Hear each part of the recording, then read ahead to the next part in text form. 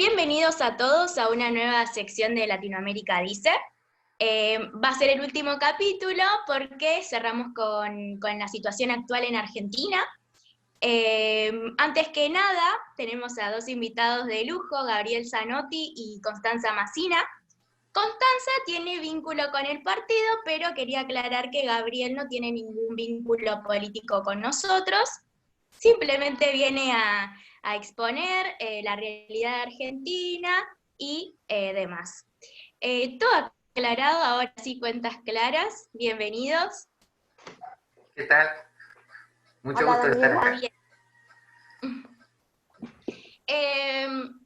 Bien. La coyuntura actual de Argentina es bastante amplia, por lo que podemos hablar, ¿no? En la situación actual, bueno, además de cuarentena, podemos hablar de crisis y demás, pero me gustaría que podamos ver un poco sobre el tema de las raíces, ¿no? En cómo llegamos actualmente a la crisis, ¿no? No en términos económicos, sino como un poco más de términos políticos. ¿Cómo podríamos describir la situación, por ejemplo, social? Gabriel, ¿querés empezar vos? Sí, yo pensaba que, haciendo honor a la doctora en ciencias políticas, si querés hacer una remisión a algún punto en el pasado del tema político, eso te lo dejo para vos. Sin remontarnos a Juan de Garay, digamos. Dale, sí, yo iba a arrancar por ahí. Claro. Sí, sí. Perfecto. Bueno, mira, Daniela, yo creo que esta cuarentena saca a la luz muchísimos problemas. Primero quiero empezar por el final. Quiero decir que, y esto lo vengo sosteniendo hace rato, que la cuarentena ha erosionado nuestras instituciones democráticas, no ha servido para contener la pandemia, que era, digamos, parte del objetivo por el cual tuvimos el lockdown temprano allá por mediados de marzo, y además lo que vos ya dijiste, que es la crisis económica. Entonces yo creo que trae tres problemas la cuarentena. El primero es político, en cuanto a las instituciones democráticas. El segundo es propiamente económico, que digamos todo lo que va a generar esto todavía no lo estamos viendo, sino que lo vamos a ver una vez que recién podamos salir. Y la tercera cuestión tiene que ver con el cuidado de la salud. Yo, como dijo Gabriel, estudio ciencias políticas, pero ya hace rato que vengo leyendo de todos los efectos negativos que está teniendo sobre nuestra salud el tema de la cuarentena propiamente dicha. Yo soy en parte, digamos, de las que está sufriendo efectos negativos. Antes de empezar de la cuarentena, era una persona completamente sana, 100 días después ahora soy hipertensa. Es decir, con todos los médicos que hablé, me dicen, hay una relación entre el estrés y la aparición de la hipertensión. Ni hablar de otras cosas que tienen que ver justamente con esto de entender la salud como salud integral, o el objetivo que decíamos que era contener la pandemia. 100 y pico de días después tenemos 65.000 infectados, con lo cual, evidentemente, cero objetivo cumplido. Respecto de las raíces políticas, sí, no voy a llegar a Juan de Garay, como decía Gabriel, pero te diría que nuestras instituciones políticas son muy endebles y tiene que ver ya con nuestro proceso de independencia, pero también con todo nuestro largo siglo XIX, el siglo XX, cómo llega nuestra democracia al siglo XXI. Me parece que hay ciertas características que nos recorren. La primera tiene que ver con la inestabilidad política, la segunda tiene que ver con la violencia política, es decir, son características que se repiten en el XIX, en el XX y en el XXI, y también con el hecho de que somos una sociedad acostumbrada al caudillismo, es decir, a estas especies de autoritarismos, a esta especie de salvadores de la patria, donde un salvador de la patria, justamente un superhombre, viene a decirnos que nos va a cuidar y nosotros aceptamos que nos va a cuidar, ¿no? Es decir, no necesito explicarle a ustedes el avasallamiento sobre nuestras libertades individuales que estamos viviendo desde que empezamos la cuarentena, y lo que a mí me extraña es esta mansedumbre con que la sociedad argentina ha aceptado vivir así. Sí, yo quería ratificar que precisamente desde el inicio de la pandemia, a mí lo que me llamó la atención es que acá hay dos debates, el tema, digamos, filosófico-político y el tema de salubridad. Yo desde el principio comencé a decir, independientemente de cuáles sean las medidas que un Estado pueda tomar en el tema de salud pública, que son siempre opinables, pero cómo es que a alguien, no solamente a Alberto Fernández, sino a muchos gobernantes del mundo, se les pasa por la cabeza eliminar libertades individuales básicas, como por ejemplo entrar, permanecer y salir del territorio nacional, la libre circulación, la libertad religiosa. Se pueden tomar las medidas de salud pública que se considere correctas, pero hay límites. Y que se hayan cruzado esos límites significa justamente la debilidad, no solamente, y ahora sí quiero agregar algo, no solamente de nuestro sistema institucional, que como dijo Constanza, acá llega cualquiera y hace cualquier cosa, pero absolutamente cualquier cosa. La Argentina, no sé si Constanza coincidirá, en términos prácticos es una dictadura, ha desaparecido el Congreso, el Poder Judicial, todo, ¿no? Lo que muestra también es una debilidad cultural terrible de la noción de libertades, pero no solamente acá, si en un país como en los Estados Unidos está pasando, si en un país como en los Estados Unidos, donde todos, sin excepción, los alcaldes demócratas y los gobernadores demócratas, sin excepción, han aplicado medidas dictatoriales absolutas, claro, ¿no? A partir de ahí, y también con una reacción muy tardía, ¿no? Así que la verdad, el panorama no podría ser más desalentador. Yo como filósofo me permito agregar, creo que estamos viviendo, si se quiere, la etapa más cruel de algo que comienza en el siglo XVIII, desde el punto de vista así de la constitución del Estado-Nación, que es la unión total y completa entre Estado y ciencia, y los expertos de la ciencia, como si fueran los nuevos sacerdotes absolutos de la religión secular, ¿no? Esa analogía está hecha por el famoso epistemólogo Paul Feyerabend. Nadie lo escuchó en su momento, pero me parece que ahora todos se están dando cuenta de lo que esto significa. Los médicos erigiéndose como los dueños de la vida y de la muerte de todos, y como dice Constanza, con el consenso de casi todos, porque es una creencia cultural. Así como antes en el siglo XIII el inquisidor era la figura temida y obedecida, ahora el inquisidor es el médico, ¿no? Cumple la misma En ese función sentido, sociológica. yo agregaría lo que vos decís, Gabriel, que se han convertido en los dueños de la verdad, ¿no? A mí me Claro. llama mucho la atención que desde el inicio de la pandemia hemos escuchado que si vos tosés y el virus queda en una superficie, te podés contagiar. Después dijeron que no te contagiabas. Después dijeron que los asintomáticos contagiaban. Después dijeron que los asintomáticos no contagiaban. Después los asintomáticos pueden contagiar otra vez. Y así estamos. Pero cuando yo miro los números, y mucha gente hoy está comparando y ha empezado a comparar con otras gripes o influencias de los últimos años, vos decís, pero espera, tuvimos más muertos por gripe y por influenza el año pasado y no hicimos esto. Eso Es yo, decir, eso sí, es así. Eso yo lo dije desde el principio, y ayer Ricardo Rojas, con estudios del Ministerio de Salud, ratificó que en el 2019 murieron casi 30.000 personas por gripe, ¿no? Eso no quiere decir que sea deseable, pero quiere decir que la Argentina no se paró y el mundo no se detuvo. y el mundo no se Y, detuvo. y además, el silencio, no, el silenciamiento, por ahí hay otro término mejor, de las voces disidentes. O sea, hay médicos que piensan diferentes, virólogos que piensan diferentes, pero los pobres solamente aparecen en YouTube, son acusados de conspiranoides, ¿no? Los gobiernos, o casualidad, no los consultan.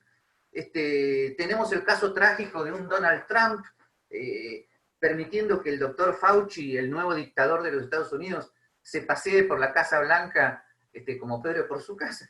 La verdad, Claro. un horror. Perdón, Constanza, que te Bueno, interrumpimos. no, pero justamente y quería volver a algo que vos dijiste, Gabriel, que me parece muy, muy importante, cómo hemos renunciado a las libertades a nivel mundial. Pero cuando digo Sí, mundial me refiero a Occidente, no me estoy refiriendo a los lugares donde no existían tampoco estas los lugares libertades, donde no ¿no? las hubo nunca, claro. Exactamente, Claro. exactamente, como decía Gabriel, desde la libertad de circulación, de reunión, porque, por ejemplo, recién en Gran Bretaña, estaba leyendo Londres, abrieron los bares, todo esto, pero, por ejemplo, vos podías invitar a tu casa hasta 4 personas adentro de tu casa, es decir, tenemos nuestra libertad de reunión completamente limitada. Circulación, y se van agregando otras, ¿no? Donde en la Argentina, particularmente ahora, se están agregando limitaciones a la libertad de opinión, a la libertad de expresión. Y como decía Gabriel, no solo me llama la atención este avance sobre el individuo, sino que esta cuarentena a mí me hace sentir que hablar del individuo y de las libertades individuales está mal. no es como que se esté imponiendo esa idea de hay que pensar en términos de la comunidad, en términos del otro y de la solidaridad. Y cuando uno piensa no, en esos términos, el individuo se diluye. Y ahí es donde terminamos perdiendo todos. Pero me parece que esta cuestión del correccionismo político, ¿no? Y de la idea de no, nos tenemos que pensar en la responsabilidad de todos, quédate en tu casa. ¿Y si yo no me quiero quedar en mi casa? Es decir, yo lo hablé con vos, Daniel, en su momento, que te conté un día escuchando la radio, todas las propagandas me daban consejos desde cómo lavarme las manos, de cómo higienizar mi casa, cómo higienizar los elementos que utilizo, o sea, nos toman de idiotas. Y además una cosa, sin querer meterme en términos médicos, pero yendo a cuestiones prácticas, el tema del contagio. Todos los años se sabe que uno puede contagiar en la vía pública, en los medios de transporte, y el mundo no se paró. A lo sumo eso por ahí habilita la discusión de si usar barbijo o no usar barbijo. Por lo demás, en el 2009 nosotros ya atravesamos por una situación difícil que fue la gripe A, y la Argentina no se detuvo, y eso que los Kirchner estaban en el poder. O sea, sí, hay cosas a ver, lo terrible es que hay cosas que se les pase por la cabeza a la gente, que se les ocurra hacer semejante cosa. Así que yo creo que además también influyó, claro, Alberto Fernández aprovechó mucho, que marzo fue el peor mes de lo que estaba pasando en España y en Italia, ¿no? Entonces, el temor fue terrible. No te imaginas, Daniela, lo que era en ese momento, en los blogs y en Facebook, postear cosas en contra de la cuarentena. Sí. Las tres acusaciones fundamentales eran negacionista, conspiranoide, y a mí se me agregó una, ¿no? Me dijeron liberal dogmático, que fue algo que me llamó mucho la atención. Bueno, y además han surgido cada vez más, ahora, por supuesto, retrospectivamente, informes de médicos eminentes que al menos deberían ser considerados, yo no digo que nadie tenga la certeza total, de que lo que pasó en España y en Italia tuvo mucho que ver con un mal tratamiento recomendado por la OMS, porque parece que este virus no produce directamente una neumonía que debe ser tratado por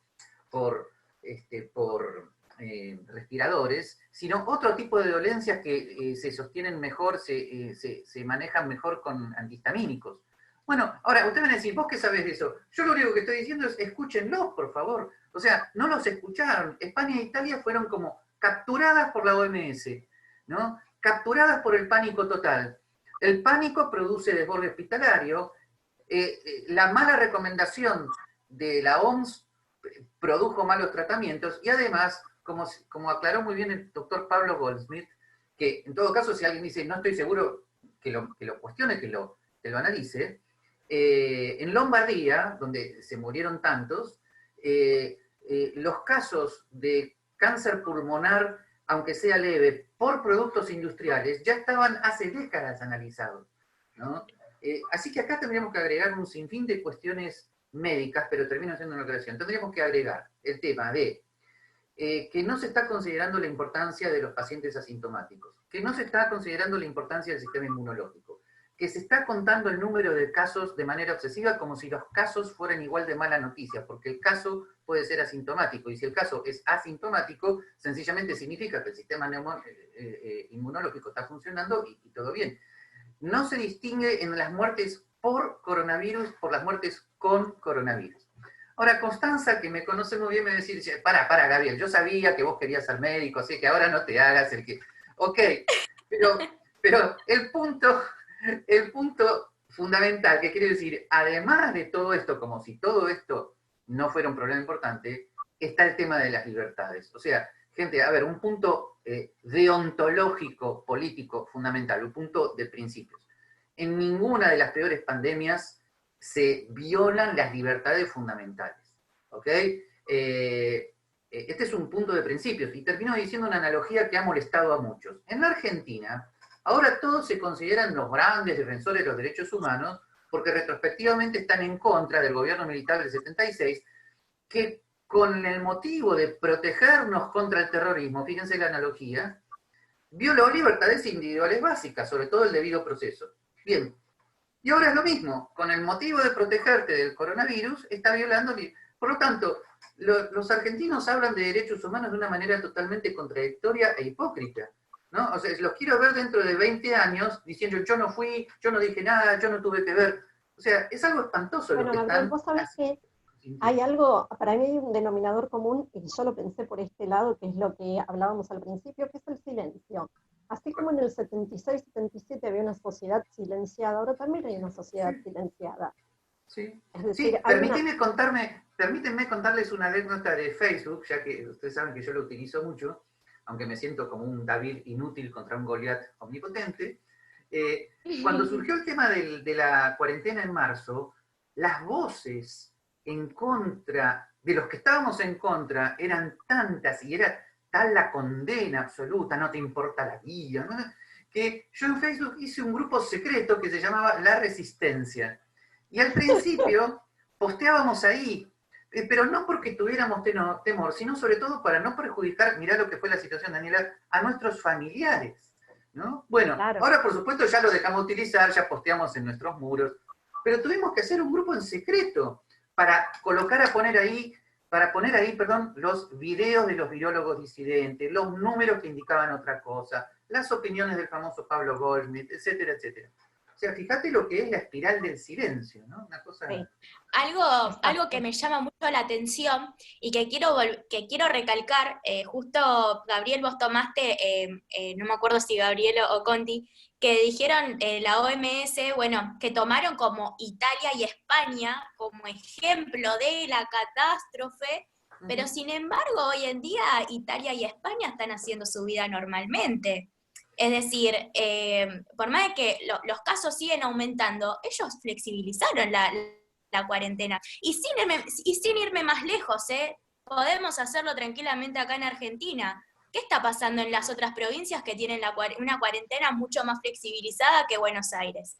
Yo tengo un montón de amigos en Rosario y en Córdoba que están haciendo su vida normal, que van a los parques, que van a hacer... sí. Lo que pasa es Entonces, que, Daniela, ahí tenemos dos cuestiones. La primera tiene que ver con hoy Ciudad de Buenos Aires no está teniendo la cantidad de contagios que tiene Provincia de Buenos Aires. Entonces tenemos, disculpame, lo voy a decir así, la mentira del AMBA. O sea, queremos diluir la responsabilidad de la Provincia de Buenos Aires y el desastre que es la Provincia de Buenos Aires, que vos lo sabés muy bien, hace sí, yo soy de 30 y pico de provincia. años, exacto, por eso, frente a lo que está haciendo la ciudad de Buenos Aires. Pero ahora vos sabés que depende del dato que tomes, vos sabés que el 40% de la población de la Argentina, creo que es 36-38, vive en Ciudad de Buenos Aires más AMBA. Pero si nosotros tomamos toda Ciudad de Buenos Aires más toda la provincia de Buenos Aires, Ciudad de Buenos Aires más provincia de Buenos Aires generan el 60% del PBI del Estado argentino, de la Argentina. Ciudad más provincia, no AMBA. O sea, toda la ciudad más toda la provincia de Buenos Aires es un dato que estaba en Profesional, que lo leí el otro día en un artículo. Traccionamos el 60% de la economía de este país. O sea, lo que se viene es... Ya no hay manera de decirlo ni hay manera de advertirlo. Y en el mismo sentido, mi cuestionamiento, que creo que en esto voy en línea con Gabriel, es el poder de la OMS, y yo creo que lo que va a salir de esto va a ser el cuestionamiento de este tipo de organismos internacionales. Porque ¿qué va a pasar si dentro de 6 meses, un año, a alguien se le ocurre investigar, cosa que ya se está haciendo? ¿Qué pasa si alguien dice, se equivocaron, nos estamos haciendo pelota, todos, ¿sí? Porque, ¿por qué? ¿Sí? Más que conspiranoides, yo empiezo a pensar mal de la intencionalidad. Y es que uno no puede no pensar en eso. Piensa como que hay un interés detrás de todo esto. Es que ya está pasando. Por lo pronto ya está pasando que hay voces que están denunciando que se equivocaron. Hay voces contradictorias dentro de la OMS, pero además, con respecto a las famosas teorías conspirativas, dado que es una cosa de la cual se nos acusa, a los que estamos en contra de la cuarentena, yo quiero aclarar lo siguiente. Constanza y yo obviamente no tenemos nada que ver con algunos amigos que conocemos que hablan de una conspiración capitalista judía internacional, que mezclan el nacionalismo católico con el antisemitismo. No tenemos nada que ver con eso. Ahora, nuestra oposición a la dictadura de los organismos internacionales es una oposición que tenemos como liberales clásicos. O sea, fue von Mises el que denunció la inutilidad, por ejemplo, de la Sociedad de las Naciones, cuando las naciones son bélicas y nacionalistas. Fue von Mises el que siguió advirtiendo de los daños del Fondo Monetario Internacional. Fue mi padre en los años 70 y 80 que denunció el marxismo de la UNESCO, para el organismo educativo.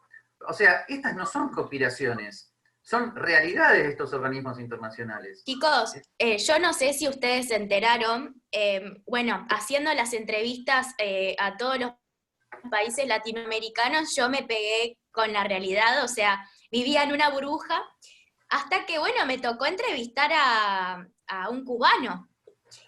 No sé si están al tanto de lo que pasó con Ariel, que supuestamente, bueno, creo que fue el viernes, tuvo que ir a declarar ante la ONU porque estaba haciendo hace una semana huelga de hambre, porque desde el Estado castrista supuestamente le implantaron a él VIH y a su hermana tenía cáncer, la echaron de la Universidad de La Habana por ser opositores del Estado. ¿Y qué pasó con la ONU? Justamente lo que está diciendo ahora Gabriel. En la ONU, cuando fue a declarar, casualmente los representantes de Venezuela y de Corea lo silenciaron, le fueron silenciando el micrófono cada vez que él iba a acusar al Estado cubano. Entonces, Claro. ¿cómo no podemos estar pensando de que hay un interés marxista, si se le puede llamar, ¿no? No sé qué opinan ustedes al respecto. Sí, sí, sí, estoy muy de acuerdo. No sé si Constanza querés agregar sobre esto, que sobre relaciones internacionales sabes mucho. Sí. Sí, sí. A ver, yo creo que acá el problema es cómo recuperar confianza o cómo volver a cooperar en un contexto donde la credibilidad institucional, no solo de estas instituciones, sino de la cooperación misma, ha sido totalmente desvencijada. Y en esto, ¿qué es lo que quiero decir? Que tampoco hemos visto cooperación entre los distintos países como para hacer frente a la crisis. Es decir, no solo los organismos internacionales, como vos decís, Daniela, si vos te fijás, la Comisión de Derechos Humanos de las Naciones Unidas está encabezada por más o menos por Irán, Afganistán y Venezuela. O sea, es ridículo y es una mentira enorme, ¿no? Sí, sí. Pero más allá de eso, digo, cooperación entre Argentina y Brasil, cooperación entre Argentina y Chile, es decir, esto me parece que sí es un problema, porque a pesar de lo que dicen todos los pro cuarentena y que el mundo que va a venir va a ser un mundo más solidario, menos capitalista, no, va a ser un mundo al contrario, al contrario. Entonces, digamos, hay una realidad ahí que quieren desconocer o dar vueltas, no sé qué término le podríamos poner acá, pero que lamentablemente esta nueva normalidad de la que se habló en los últimos meses, ¿cómo va a ser nueva normalidad? Que ya la gente cuando pudo salir ayer en España, Italia o Gran Bretaña, salió. Sí, porque también hay un sentido ahí, hay un sentido en el individuo de yo recupero mi libertad y déjame que me haga cargo de mi vida. Exacto, No esa quiero era que la yo siguiente sea pregunta. responsable, déjame que me haga cargo de mi vida. Totalmente. Me encantaría que ambos, cada uno desde su rama, me pueda definir, ¿no? Si quieren con un contexto más latinoamericano, pero me gustaría más centrarme en el contexto argentino, en esta percepción de libertad individual que tiene la sociedad hoy en día. Que Daniela, el problema claramente. es que en Argentina, lamentablemente, hablar de libertad individual me parece una mala palabra, ¿no? Y yo te voy a decir cuál es el gran problema que tenemos nosotros, que lo veo no por lo que estudié, sino por lo que he vivido a partir de tener hijos y verlos crecer y que vayan a la escuela y las cosas que les mandan y todo esto. Es una generación, y en esto te incluyo porque vos sos muy chiquita, es una generación la de ustedes a la que les enseñó que discriminar está mal. Pero discriminar es elegir, discriminar es tomar decisiones. Yo hoy me puse un suéter negro y prefiero el suéter negro porque me gusta más que el color rojo. Si el suéter rojo hablara, seguramente en el contexto hoy de la Argentina me diría que yo lo discrimino. Y después me diría que lo maltrato porque no quiero usar un suéter rojo. ¿Sí? Entonces ustedes son una generación a la que se les enseñó a que discriminar está mal. Cuando vos decís, yo voy a esta verdulería y no a la otra podría decir, me estás discriminando. Pero ¿qué es lo que pasa? ¿Qué es lo que resulta de todo esto? Que ustedes son una generación que no sabe diferenciar y no saben tomar decisiones. Yo hoy tengo, vos lo sabés, bueno, hijos más chicos que vos, pero alumnos de tu edad, y cuando vos les decís, ¿vos preferís un examen oral o un examen escrito? Me da igual. ¿Vos preferís comer milanesa o comer pasta? Me da igual. ¿Vos preferís cartera o mochila? Me da igual. Todo les da igual. Es decir, hay algo acá que no pueden tomar una decisión, ¿sí? No pueden tomar una decisión de nada. ¿Querés irte a dormir temprano o querés dormirte tarde? No sé, me da igual. ¿Y querés estudiar o querés ser nada? Me da igual. Claro, entonces ahí está el problema. Son una generación entera, Daniela, que no es que no les enseñamos los valores, el esfuerzo, el mérito, todas cosas que con Gabriel no solo comulgamos, sino también que las vivimos y que trabajamos por ellas. ¿Cómo trabajar con una generación? Si a vos te digo, Daniela, mira, ¿sabes qué? Levantate a laburar temprano porque esto y lo otro. Y vos me vas a decir, pero me da igual. Sí. Entonces ahí es donde para mí está el enorme problema que hoy tenemos. ¿Sí? Sí. Ya no es un problema ni de la pandemia, ni de la política, ni de la economía. Como dijo Gabriel al principio, tenemos un enorme problema cultural. Sí. Un enorme problema Sí. cultural. Es un Donde, problema, ¿sabes? sí, es un problema cultural grave que está atravesando a todo el Occidente. Dicho de manera un poquito más, a ver, filosófica, hay una especie de pensamiento posmoderno escéptico Sí, que ha invadido Occidente y curiosamente ha debilitado al liberalismo clásico, porque el liberalismo clásico, Constanza lo sabe muy bien, nunca fue indiferente moralmente, ¿no? Se jugó por valores que significaban la exacto. libertad, la igualdad, los derechos individuales. Si un occidental no sabe defender lo bueno, lo verdadero de su propia cultura, está totalmente a merced de cualquier totalitarismo. Ahora, esto se ha agravado mucho porque ese posmodernismo aprovecha el sistema educativo formal tradicional, donde todos somos formados como ovejitas, ¿no? Y efectivamente, cada vez más estamos en un sistema educativo formal, tradicional, donde los chicos solamente responden a lo que podríamos llamar incentivos perversos. Solamente memorizan, por no decir estudiar, si al día siguiente te van a bochar. Si no, me da igual, ¿no? La respuesta que Constanza está diciendo, yo también la veo en sobrinos, en los hijos de mis amigos, etcétera, etcétera. Ahora, esto tiene influencias peores, o sea, este escepticismo es lo que ahora está encontrando con la guardia baja a sociedades como la norteamericana, por ejemplo, cuando durante décadas y décadas han tenido una formación pésima desde el punto de vista cultural y de valores en los colleges norteamericanos, y ahora nos estamos enfrentando con un caso empírico dramático de lo que Ortega y Gasset llamaba la rebelión de las masas. O sea, masas y masas de personas que no tienen siquiera la más remota idea de lo que fue la Declaración de Independencia o ni les importa, porque además se da una confluencia contradictoria pero eficaz entre posmodernismo y neomarxismo, ¿no? Porque los que saben lo que es la Declaración de Independencia ahora la quieren tirar abajo, ¿no? Porque dicen que es esclavista y ese tipo de cuestiones, ¿no? Es una circunstancia cultural dramática. Entonces, se están juntando dos cosas. Un ejemplo espantoso de la rebelión de las masas, junto con lo que también Ortega llamaba la barbarie del especialista. O sea, la pura verdad es que en las masas informes de mononeuronales que destruyen estatuas, junto con los médicos expertos que violan libertades individuales, la verdad, habría que darle un premio tal vez pesimista a Ortega por la capacidad de predicción del drama, ¿no? Que tuvo su gran libro. Totalmente. Lo que ocurre es que eran cosas que estábamos ahí como viendo de a poco y a veces en las circunstancias históricas se ven de repente. Yo no sé si Constanza coincidirá conmigo que este 2020 es equivalente a a 1939. O sea, es una circunstancia mundial, o sea, equivalente en cuanto a su daño y su destrucción a la Segunda Guerra. Total, Donde totalmente. además, donde si alguno nos ha querido invadir, lo ha logrado, pero sin soldados. Exacto. O sea, Sí, sí.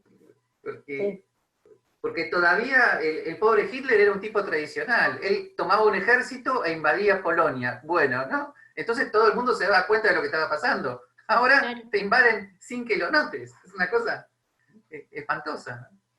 Realmente. Sí, sí, sí. Pero ahí no me quiero olvidar de la actitud de Chamberlain en Gran Bretaña antes de que Sí, llegara Winston Churchill, porque yo en los últimos días, Gabriel, hago una sí, distinción entre colaborar y el colaboracionismo, ¿no? Porque parte creo que sí de nuestro problema político es justamente la ausencia de una oposición. Estoy sí. hablando de todo esto, ¿no?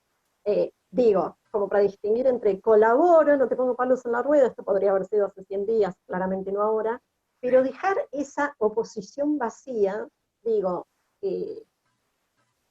la realidad histórica también nos muestra que no sabemos eh, la, la intencionalidad política del ciudadano argentino para dónde puede ir. Porque como dije al principio, nosotros siempre terminamos buscando salvadores, ¿no? Esta especie de demagogos. Entonces, una cosa es que de pronto aparezca un Agustín Echevarne, ¿no? Eh, o, no sé, o desde Lustó a Echevarne a lo pérfido, el que vos quieras, que sí, me parecen personas muy moderadas en lo político, y otra cosa es que de pronto aparezca un liderazgo mesiánico, si a izquierda o a derecha, que no lo estamos viendo venir. Y la ausencia, digamos, de partidos políticos y de liderazgos políticos en este momento es muy peligrosa para una sociedad que es tan dócil. Sí, además, claro, la Argentina, y esto lo sabe Constanza 1000 veces mejor que yo, la Argentina es un país fundacionalmente autoritario, o sea, es una sociedad culturalmente caudillista. Los redactores de la Constitución del 53 lo sabían, por eso pusieron un poder ejecutivo fuerte, tal vez con la esperanza de que eso sea como una figura de transición, pero finalmente,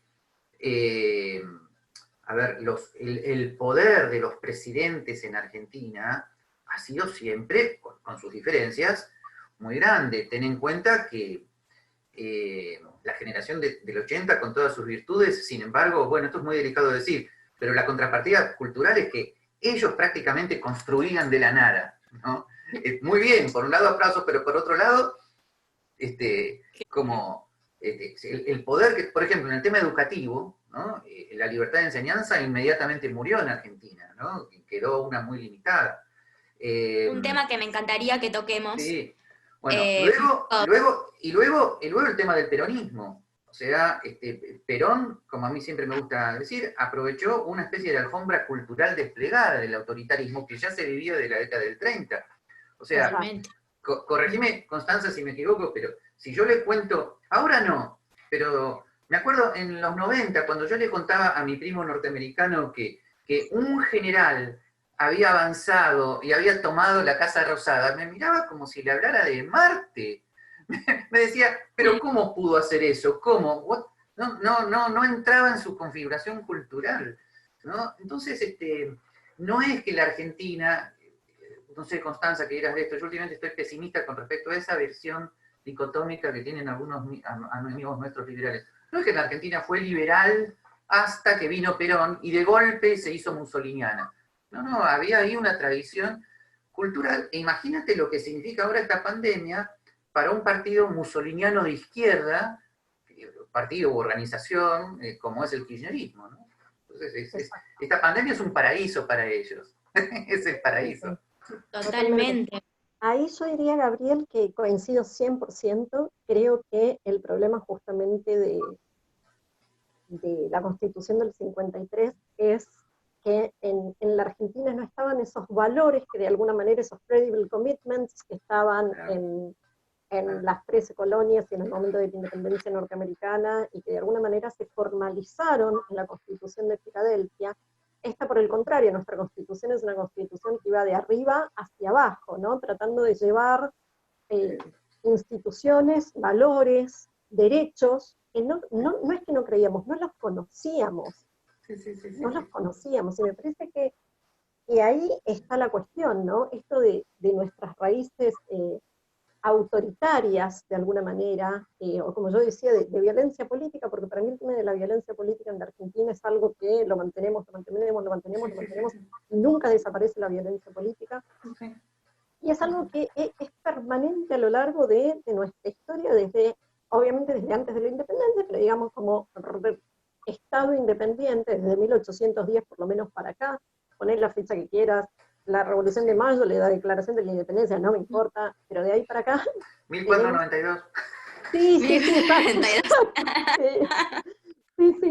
Digamos, tenemos como estos factores, ¿no?, que permanecen en nuestra cultura política. Mira, yo hace un tiempo escribí un artículo cuando llegó Bolsonaro, y yo decía, si ustedes se fijaban ya en el descrimiento en los partidos políticos que había en Brasil, que ya los indicadores que los estaban dando, Latinobarómetro te estaba marcando hace años que los partidos políticos, el Congreso, el Poder Judicial eran las instituciones en las que menos creían los brasileños, vos ya podías ver la aparición de un líder mesiánico, al mejor estilo Bolsonaro, donde viene con un discurso rupturista, y eso a la gente le llega. Entonces yo estoy pensando, si nosotros estamos en una situación donde no creemos en los partidos políticos, no creemos en la justicia, no creemos en el Congreso, bueno, ¿qué es lo que viene después de esto? Y sumado a otro problema, que es el problema del liderazgo. Porque si yo le pregunto a Gabriel, le pregunto a vos, Daniela, ¿quién nos gobierna? Nos gobierna un matrimonio por conveniencia, pero ¿quién toma las decisiones? ¿Alguno me va a decir 100% convencido de que el que toma las decisiones es el presidente de la nación? Estoy segura de que no. Entonces, además tenemos un problema de quién toma las decisiones, Sí. ¿no? Me parece Sumado... me parece que en la Argentina hay un deep state también, tan denunciado por los libertarios en Estados Unidos. Bueno, acá me parece que pasa lo mismo. Estamos gobernados hace muchos años por una mafia terrible, y temible. Exacto. Y temible. Totalmente. Sí, hay fuerzas profundas en nuestra Sí. política, y muy profundas, y obviamente muy opacas, no quiero decir oscuras, digo opacas, como oposición a la política transparente, ¿no? Subterránea, bueno, que son los que hoy están moviendo los resortes del poder en nuestro país. Digo, hoy me refiero a los últimos 25 años, 20 años, no digo hoy 2020, o sea... Un denominador común que estuve observando, ¿no?, en todos los países latinoamericanos, primero que me llama mucho la atención porque cada persona que me iba contando, ¿no?, la historia de cada país, al menos del populismo, ¿no?, latinoamericano, todos tenían la misma historia, y si le cambiábamos el nombre por, no sé, Perón, era exactamente lo mismo. Sí. Pasó con Sandino, con Correa, Ortega, Sí. es exactamente la misma historia, y es algo que me urge de notar, que las nuevas generaciones no se dan cuenta de estas cosas tampoco. Yo creo que también parte, ¿no?, por un problema, obviamente que es cultural, pero también educacional, porque si vamos a observar el sistema educativo, creo que nos forman para poder tener estas dependencias, ¿no?, hacia un líder, porque... Mira, Daniela, yo hace mucho tiempo escribí un artículo que justamente se llamaba algo como la persistencia del personalismo, ¿no? Sí. Tenía que ver con esto, con esos dictadores supremos como supimos tener tanto en el siglo XIX en toda América Latina, y me acuerdo del doctor Gaspar Díaz de Francia, de Paraguay, y de otros tantos, que entre estatuas y mausoleos, ¿no? Bueno, ya, como vos decís, es una historia que se repite, pero no es que se repite en estos 50 años, vuelvo, se repite desde el siglo XIX para acá. Ahora, sí creo que acá hay un punto muy importante, que con Gabriel lo charlamos desde hace 20 años, que prácticamente nos conocemos, que es el deterioro de nuestra calidad educativa y de nuestro sistema educativo, ¿no? Donde vos decías, la echaron de la universidad a la hermana en Cuba, porque... Pero acá también tenés el mismo tipo de situaciones que no terminan concretándose en que te echan de la universidad, pero, digamos, te invitan a irte en última instancia, ¿no? Lo digo desde el punto de vista del alumno, del que piense distinto, del que se atreva a cuestionar algún tipo de pensamiento único en las universidades, lo digo también desde el punto de vista del docente, ¿no? Nuestra tan mentada libertad educativa y nuestra libertad económica, académica, está siendo cada vez más cercenada o más limitada. Es muy difícil hoy salir del discurso hegemónico. A mí, por ejemplo, me ha costado muchísimo estos años, en parte con el discurso de ni una menos. ¿Cómo sos mujer y no estás con ni una menos? No, la verdad es que no. O sea, y es como, ¿viste? ¿Por te ponen qué? la letra escarlata, ¿no? Claro. Y empieza una persecución ideológica. Es terrible.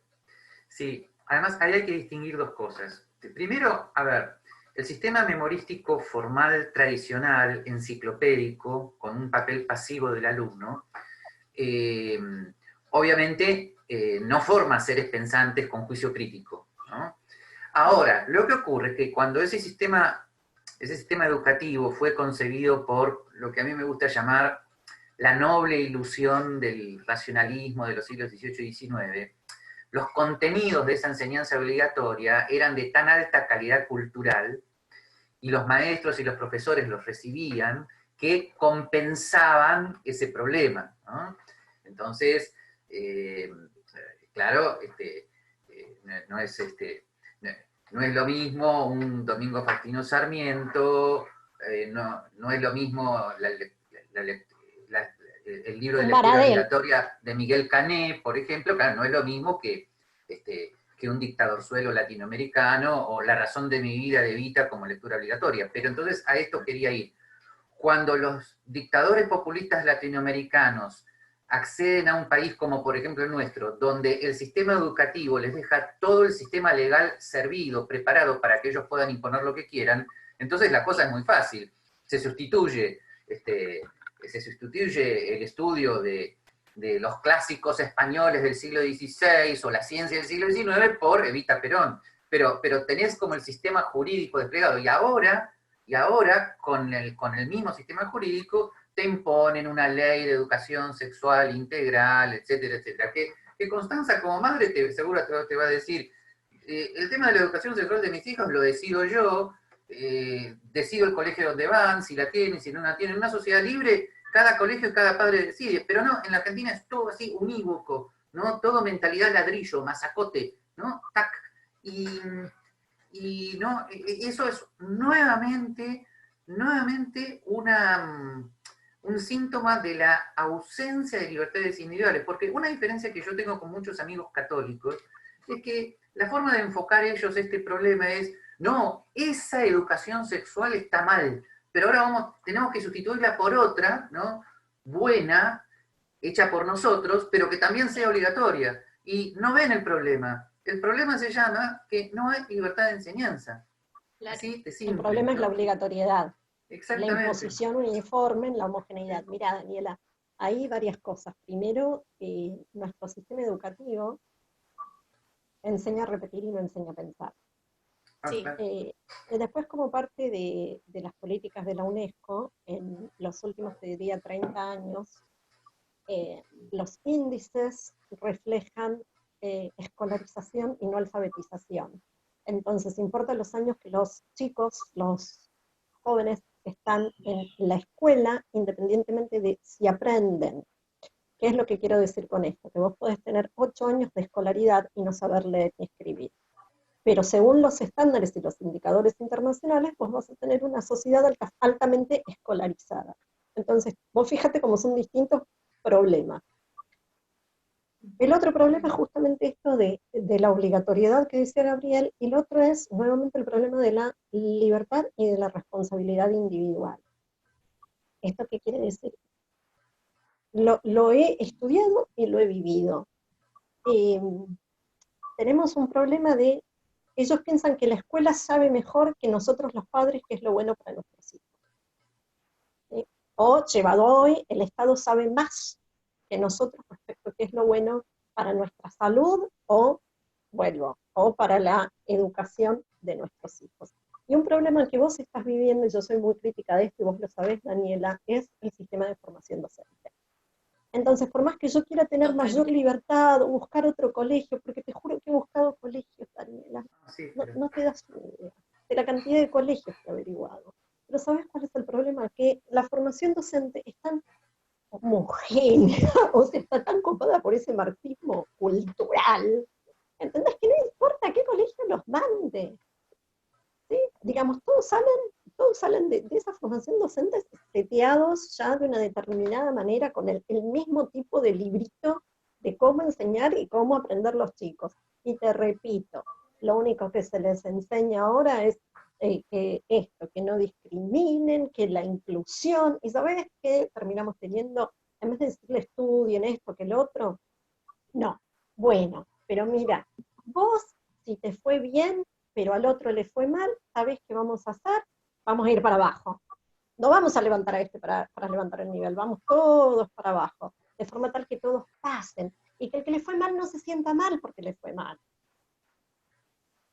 Entonces, digo, ahí tenemos otro problema. El problema ya no es un problema no es ni siquiera un problema de responsabilidad de los padres o de responsabilidades individuales y de libertad libertades académicas. Es un problema mucho más profundo y que tiene que ver con todas las etapas de nuestro proceso educativo.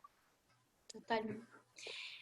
Se me viene a la mente a nuestro amigo Pablo Freire con Oprimidos y Opresores. El amigo tuyo, porque nuestro En te una juro que parte no, habla ¿eh? de... No, es irónico, es irónico. Bueno, Gramsci también, pero justamente en formación docente a nosotros Eso es con lo que te ¿se me enseñan. escucha ahí? Sí, se escucha, se escucha. Sí, sí, sí, Ahí sí. está. Porque me trabo, parece. Freire habla justamente del docente, ¿no? De cómo el docente tiene que priorizar por sobre todas las cosas el pensamiento político y su politización en la educación, y sobre todo, me encantaría decirles exactamente la cita, porque es algo que me quedó acá y que justamente una vez en un examen lo critiqué y me desaprobaron. Ah, mira. Eh, sí, sí, sí, fue un escándalo ese día, pero Ah, ah, y hablaba de que el docente tenía que tener una postura política y con un partido también, y que se lo tenía que hacer anotar al alumno. Eso es, y es también lo que caracteriza la educación hoy en día. El docente Sí. está totalmente politizado. Ahora, Daniela, lo que a vos te pasó ilustra perfectamente algo que mi padre denunció explícitamente, la contradicción total y completa de los supuestos reformadores, porque él denunció en su momento que los docentes que enseñaban Pablo Freire y denunciaban la supuesta educación bancaria y pasiva del capitalismo, cuando ellos tenían que tomar examen se comportaban igual que el autoritarismo que estaban denunciando. Bien, entonces, Totalmente.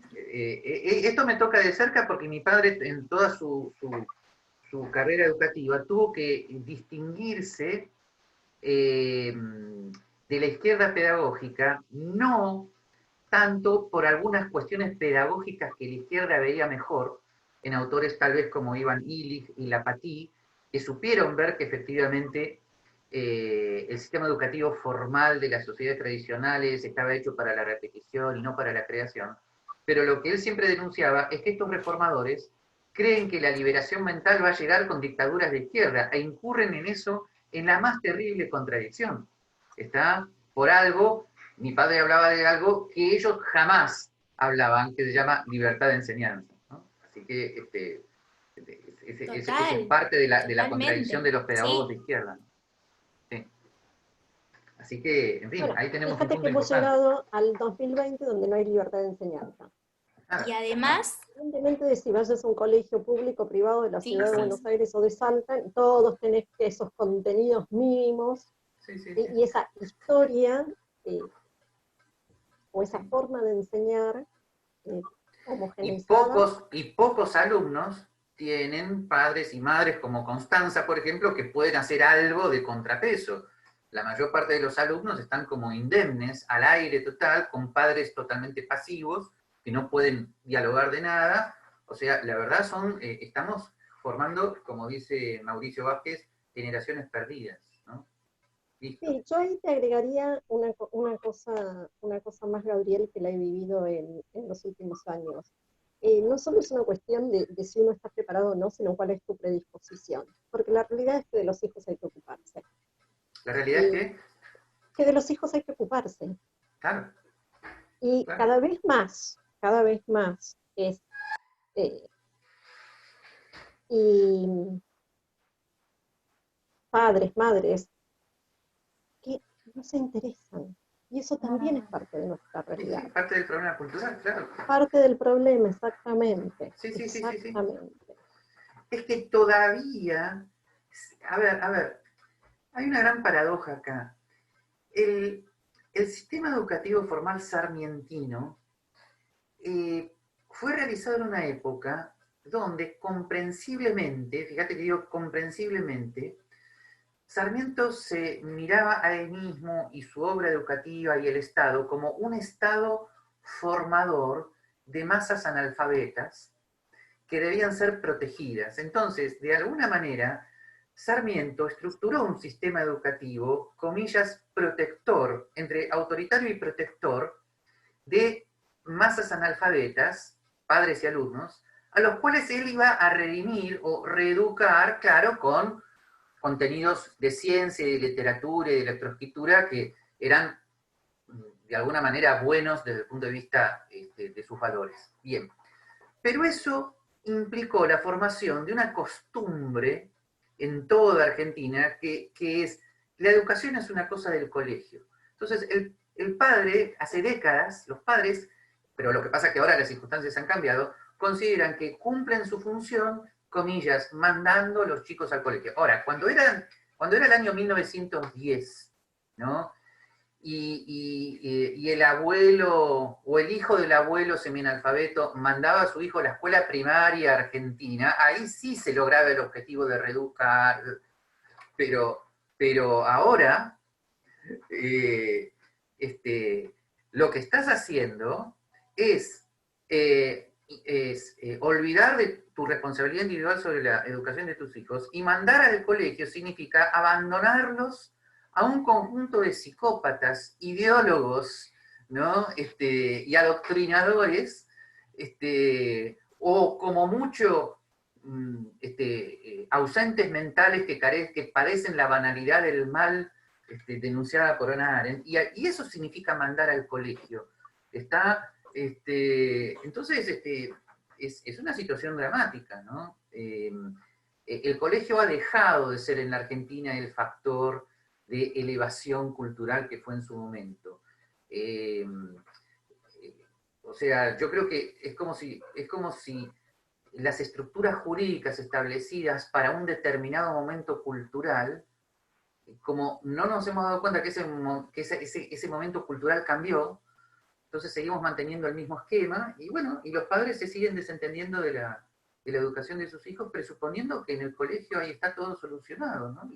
Sí, y de todas maneras, yo creo que ahí hay otra cuestión que tampoco estamos discutiendo en esta pandemia, es, independientemente de todos estos problemas que estamos diciendo que tiene nuestro sistema educativo formal y de la responsabilidad de padres y de cada individuo, etcétera, etcétera, hoy no tenemos el número, porque vos fíjate que en esto de la falta de datos, no sabemos realmente, o sea, los chicos ya perdieron 90 días de clase, 80 días de clase. ¿Sí? Sí. Es decir, muchos chicos, pero yo le calculo no más del 20% de los chicos están teniendo clases entre comillas porque la computadora, el Zoom, etcétera. Pero hay un 80% de chicos, yo le calculo el 80, Daniela, porque, repito, no tenemos los datos. Nadie se le ocurrió preguntarle, bueno, en la provincia de Buenos Aires, ¿cuál es la conectividad en las escuelas públicas, ¿sí?, de los chicos de primero a séptimo grado? Porque ahora sí, también es cierto que por lo menos si vos aprendés a leer y escribir, esto tiene una externalidad positiva, tiene efectos positivos, porque digo, por más que vos le digas, tenés que leer La razón de mi vida, quizás un día ese chico descubra solo, o alguien le haga descubrir la rebelión de Atlas. ¿Sí? Y por lo menos, si pasó por el colegio, o aprendió a leer y escribir, va a poder leer La rebelión de Atlas. Ahora, ¿qué pasa con todos estos chicos que, te repito, no tenemos ni la más ni idea de qué cantidad son, o qué número, o de qué porcentaje estamos hablando, que no tienen absolutamente nada? Yo, Daniela, estoy viendo en todos los municipios del AMBA de la provincia de Buenos Aires, también de escuelas de la ciudad de Buenos Aires, que lo único que han hecho en estos 80, 100 días de pandemia es repartir bolsones de comida, o cajas de comida, o como se quieran Sí, llamar. es que yo en los colegios donde trabajo también hicimos eso. Entonces, eso también es otra cara de toda esta problemática cultural y social que estamos, digamos, en la que estamos inmersos. Claro. ¿Y qué vamos a hacer con eso? Entonces, vuelvo, supongamos que tenés, no sé, un chico hoy en tercer grado. En tercer grado tienen que aprender, no sé, multiplicación y división con 2 o 3 cifras, pongamos. No lo aprendieron porque no lo ven. ¿Van a empezar igual? ¿Sí? Es decir, es un año donde no hicieron nada. Pero después, ¿qué va a hacer el sistema educativo formal? ¿Va a decir, pasan igual? ¿Van a pasar a cuarto grado sin haber aprendido lo que tenían que aprender? Gabriel me va a decir, bueno, Cons, pero para que aprendan, digamos, parte de este sistema formal. Bueno, pero sin embargo, yo sigo creyendo en la educación como motor de movilidad social. Y vos Lo hoy se lo fue, estás en su sacando. momento lo fue. Exacto, y hoy se lo estás sacando, sí, se lo estás negando. Entonces, no Sí, sí. tengo ni una estadística, Daniela, de qué es lo que está pasando con la educación. O sea, no es que no hay plan, yo ya sé que no hay plan, pero quiero que alguien me diga cuánto, ¿sí? Cuánto realmente, cuánto aprendieron, cuánto vieron o cuánto no vieron. ¿Sí? Y además, en el mejor de los mundos posibles, o sea, aún suponiendo la utopía de que el 100% de los alumnos están en una casa, en una buena casa, con electricidad, con 2 o 3 computadoras, con profesores Con con Wi-Fi. Zoom, con Wi-Fi, etcétera, etcétera. Aún en el mejor de los mundos posibles, como yo expliqué en un artículo, Zoom no es el futuro, es el No, pasado, porque Zoom lo que hace es trasladar los mismos vicios del aula presencial al aula virtual. Así que, aún totalmente. en el mejor de los mundos posibles, ¿de qué me sirve un profesor ideólogo, autoritario, adoctrinante por Zoom? Este es el mismo problema. Entonces, Salvo y que eso en el serían más mejor... hipócritas Es más, que te yo no dicen sé quién que está peor. Yo no sé quién está peor. Si el niño de sector medio alto que está siendo adoctrinado por Zoom, o tal vez el que está pensando por sí mismo porque no tiene Zoom, pero en fin, déjenlo ahí, eso fue una ironía. Bueno, pero sí, totalmente. es terrible. Ibas a decir algo, Daniela, te interrumpí, perdón. No, que además era un chiste no interno de que te dicen que odian el capitalismo y están usando Zoom. Ah, bueno, esas contradicciones. Sí, bueno, Es, pero eso, y lo tuitean por iPhone, claro. sí, sí, sí. Claro, pero Sí, odian el capitalismo, ojo. tal cual, Eh, tal cual. Me gustaría escucharlos a cada uno antes de cerrar la entrevista. Si es por mí, sigo hablando 1000 horas más. ¿Qué es la libertad para ustedes? Ladies first. No, te dejo porque me imagino que vas a estar un buen rato. No, voy a ser. No, voy a ser muy concreto. No. Cada vez estoy más concreto, Constanza. Es la Sí, edad. Es la edad. La libertad Esta cuarentena políticamente. cambió. No, la libertad políticamente hablando es el ejercicio de las libertades individuales protegidas por un sistema institucional sólido. Sin jurídico eso, institucional. claro, jurídico institucional. O sea, la libertad es el conjunto de derechos individuales que están en el artículo 14 de la Constitución, más un control de constitucionalidad y una justicia que funcione. Sin eso, ahora, yo podría decir más cosas de la libertad desde el punto de vista moral y filosófico, pero desde el punto de vista político hay que comenzar por eso. Y el punto de vista filosófico, me encantaría escucharte. Llámame Bueno, mañana, Daniela. bueno, es que ahí está la paradoja. A ver, la libertad filosóficamente tiene que ver con la madurez de la existencia. La libertad es no ser masa, justamente. La libertad consiste en ser parte, aunque uno no se lo proponga, de esa sana aristocracia de pensadores que pueden infundir valores y tomar la vida en sus manos. La libertad es no ser masa. Pero, volvemos a lo mismo, los constitucionalistas norteamericanos no fueron tan ingenuos de suponer que nunca iba a llegar al poder un masificado. ¿Está?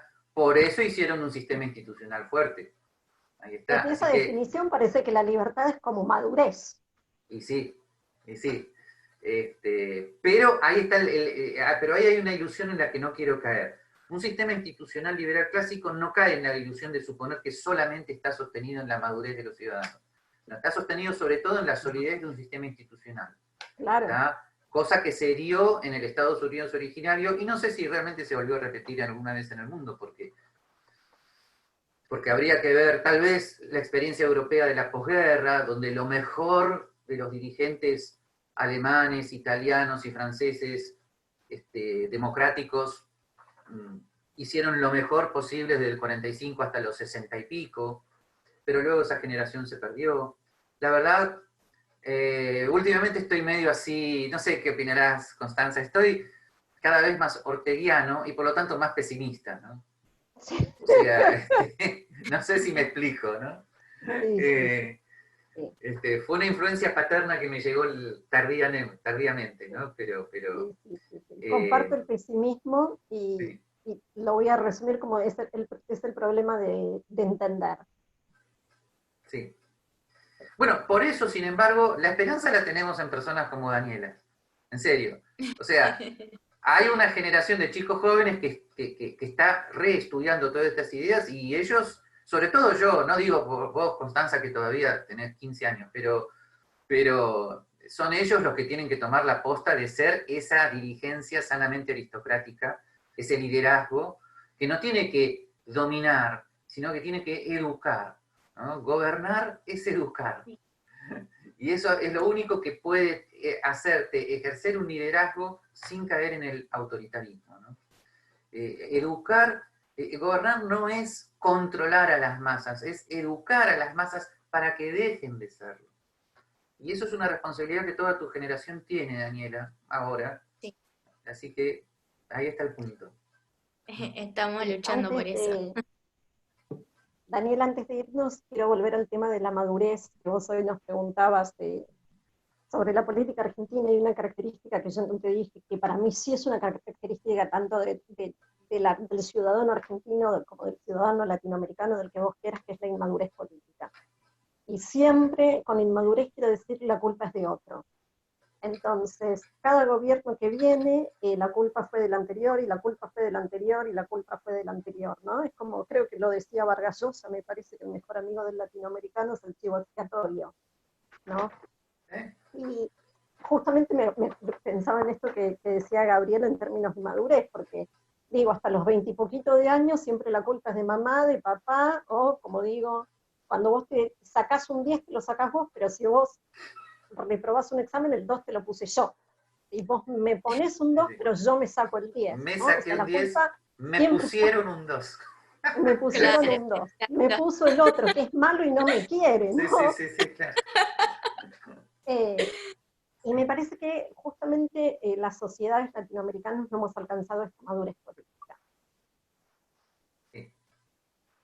Siempre seguimos mirando, y el que venga después en Brasil va a decir que la culpa la tuvo Bolsonaro, y la culpa siempre es de otro, y nunca nos terminamos de hacer responsables. Y me parece Por eso que en todos mis posteos en Facebook últimamente, cuando veo grandes protestas contra lo que hace Alberto Fernández, contra lo que hace Cristina, digo, a los cuales votó el 48%. Lo sigo diciendo y diciendo y diciendo, porque ¿cuándo los argentinos van a tomar responsabilidad? ¿Cuándo van a hacer un mea culpa de sus desastrosas elecciones políticas? ¿Cómo puede ser que una persona como Cristina Kirchner, una mafiosa, una criminal absoluta, sea votada sistemáticamente por más o menos la mitad de los argentinos. Eso te revela una ausencia de pensamiento crítico, un ¿qué me importa?, una liviandad moral espantosa. Así de simple. Sumo a eso, Gabriel, la debilidad de nuestras leyes, de nuestras instituciones y de nuestras normas, porque en cualquier otro país debería estar inhabilitada para el ejercicio de la función pública. Totalmente. ¿No? Totalmente. Es decir, o inhabilitada o directamente voy a algo que me resulta mucho más sencillo, poner un límite a la cantidad de veces que vos te podés presentar elecciones. Claro. Entonces, Daniela ya me ha escuchado, yo soy muy crítica no solamente del kirchnerismo, sino de toda nuestra clase política, Gabriel, porque hace 30 años, 35 años que están dando vueltas de acá para allá. Entonces, no vayamos por la inhabilitación, vayamos por el que fuiste, esto y esto. Después de cumplir 3 o 4 periodos o cargos electivos, te tenés que ir a tu casa, ponete un kiosco, una florería o una verdulería. Sí, pero no puede ser. O ponerte a dar conferencias si querés, pero ya está. Exactamente. Listo. Pero no puede ser que nuestros políticos nunca se van, y nunca se jubilan, nunca salen del juego político. No, y es terrible porque son, perdóname que lo diga así, son corrupciones que tienen casi 50 años de vida útil. Exacto. Si empiezan a los 20, imagínate. Exacto, sí. Vos fíjate como lo ha dicho tantas veces Roberto Cachanós, que además son pymes, ¿no? Bueno, una más grande, digo. Sí. Sí, más que pymes, evidente. Sí. Pero sí, bueno, en fin, hay mucho para cambiar culturalmente, ¿no? Sí. Mucho. Sí. Estuvimos como más o menos asomándonos y fueron analizando la actualidad política argentina, pero hay mucho más para analizar. Muchísimas gracias por su tiempo, bueno, es un proyectito que tengo que se llama Latinoamérica Dice y voy como mostrando diferentes realidades. Justamente este va a ser el video con el que se cierra el proyecto, así que muchísimas gracias por la entrevista. Gracias a vos, Daniela, un gusto. Y como siempre es lindo verlo a Gabriel, aunque nos veamos así. Digo lo mismo. Son estas siempre amistades... Estamos jóvenes, ¿viste? Claro. Totalmente, siempre jóvenes.